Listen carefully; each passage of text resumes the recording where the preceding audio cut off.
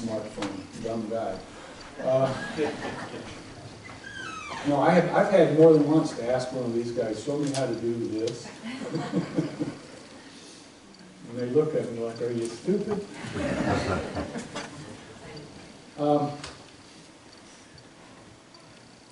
Just to touch, I had a whole message prepared, and I'm not going to throw it away. I'll preach it in the future. Paul wrote 2 letters to Timothy, and in the second one, he was about to die. I used that scripture last week. Paul talks about the metaphor of running a race that I spoke to last year. He used that metaphor in several of his letters. He uses another metaphor in 2 or 3 of his letters about a boxer, you know, how they train for the fight. And that we're to train, as Christians, we're to train for the spiritual fight ahead. And he wrote in Ephesians 6 that we don't wrestle against physical enemies, but the prince of the power of the air, spiritual, demonic forces. That's what we wrestle against. And he goes on to talk about put on the whole armor of God to defend yourself. But he writes in 2 Timothy another metaphor. He uses it in Philemon and Philippians, but he uses another metaphor of a soldier. Comparing the Christian walk with the life of a soldier. He lists those characteristics of a soldier in 2 Timothy 3, and I won't preach on it today. You can go read it. But I do want to touch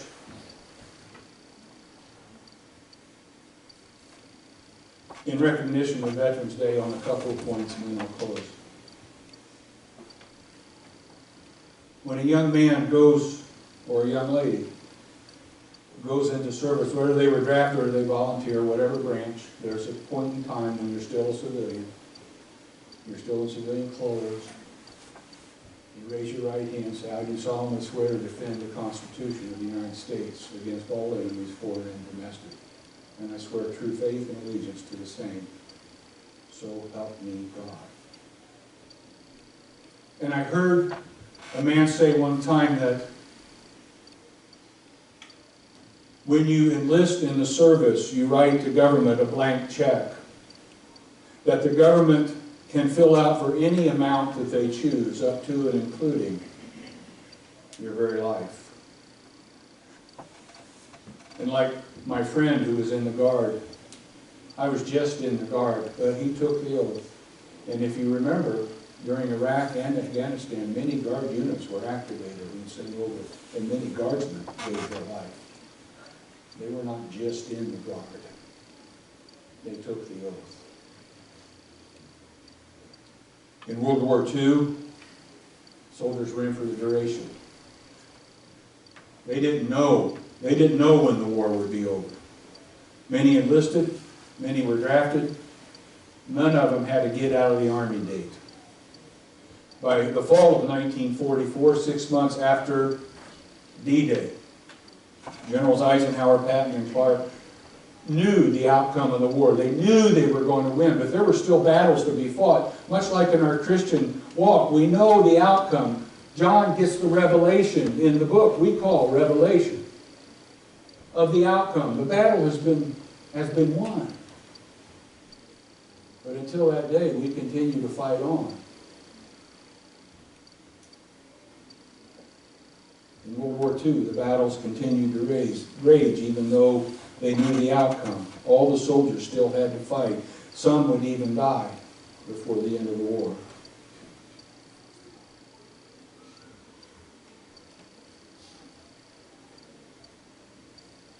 I don't know if many of you saw it, but I don't even remember if it was Wanda's idea or mine.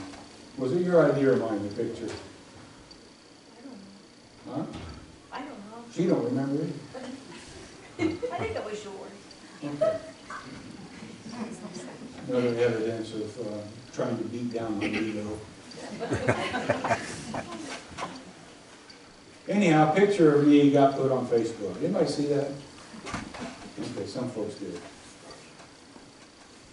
I was a little bit cocky. I was in my regular military uniform, I had my Black Ranger beret on.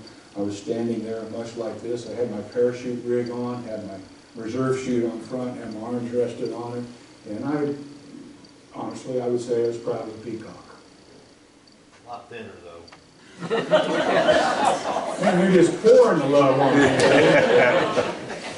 I was 165 pounds. 6'2", 165. I could do one arm chin-ups. Which arm? Seriously. That was 60 pounds ago. But I could. But Cindy Coldike replied, there were quite a few people, comments and likes, and Cindy Coldike asked Wanda, she replied and said, how old was Butch in that picture?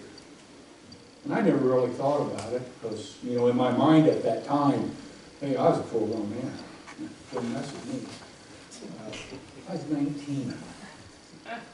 19 years, we got boys down here 17 and 18. I was just a year older than that. And I put in mind a piece of writing that I come across several years ago, and I never used it, but I wanted, in recognition of Veterans Day, I'd just like to read this to you in closing, in honor of anyone that ever served. It's called In Harm's Way. I don't even know who wrote it. The average age of a military man or woman is 19 years. He is a short-haired, tight-muscled kid who, under normal circumstances, is considered by society to be half boy, half man. Not yet dry behind the ears, not yet old enough to buy a beer, but old enough to die for his country. He never really cared much for work. He'd rather wax his car than to wash his dad's car. He's a recent high school graduate. He's probably just an average student. He pursued some form of athletic activities. He drives a 10-year-old car. He has a steady girlfriend who either broke up with him when he left home to go to war, or she promised to wait for him until he got home. He listens to rock music or hip-hop or rap or jazz, and he can still swing a 155mm howitzer. He's 10 or 15 pounds lighter now than he was. See, Jim? 10 or 15 pounds lighter than when he was in high school. There you go. Yeah. He has trouble spelling. Thus, letter writing is a pain, but he can field strip his rifle in 30 seconds. He can put it back together in even less time in the dark. He can recite to you the nomenclature of a machine gun or grenade launcher and use either one effectively when he must do so. He digs foxholes, he digs latrines, he can apply first aid like a professional. He can march until he's told to stop, he can stop until he's told to march again. He obeys orders instantly without hesitation. He is not without spirit or individual dignity. He is self-sufficient. He has two sets of fatigues, the ones that he's washing and the ones that he's wearing. He keeps his canteens full, his feet dry, and keeps his weapon loaded. He sometimes forgets to brush his teeth, but he never forgets to clean his rifle. He can cook his own meals, mend his own clothes, fix his own hurts. If you're thirsty, he'll share his water with you. If you're hungry, he'll share his food with you. And if you're in a firefight running low on ammo, he'll share his own with you. He's learned to use his hands like a weapon, and he's learned to use weapons like his hands. He can save your life, or he can take it, because that is his job. He will often do twice the work as any civilian. He'll draw half the pay, and he'll still find an ironic humor in all of that. He has seen more suffering and death than he should have in his short lifetime. He has seen more suffering and death than most of us ever will. He has wept in public and in private. For friends who have fallen in combat, and he's unashamed to do so. He feels every note of the national anthem. It vibrates through his body while he stands at rigid attention. While he's fighting the urge and the burning desire to straighten out those around him who haven't bothered to stand, remove their hat, or even stop talking. In an odd twist, day in and day out, far from home, he defends their very right to be disrespectful. Just as did his father and his grandfather before him, he is paying a price for our freedom. Beardless or not, he's not a boy. He's the American fighting man. He has kept his country free for 200 years. He asks nothing in return except our friendship and our understanding. Remember him always, for he has earned our respect and admiration, many of them with their own blood. And now there are women serving, many in harm's way. Men and women doing their part in this tradition of going to war or being ready to go to war whenever their nation calls them to do so. Whenever you think of them, please stop for a moment and say a prayer. Say a prayer for all who are in harm's way. All the gifts you could give a U.S. soldier, a sailor, a guardsman, a Coast Guardman, a Marine, an airman. Prayer is the best gift of all.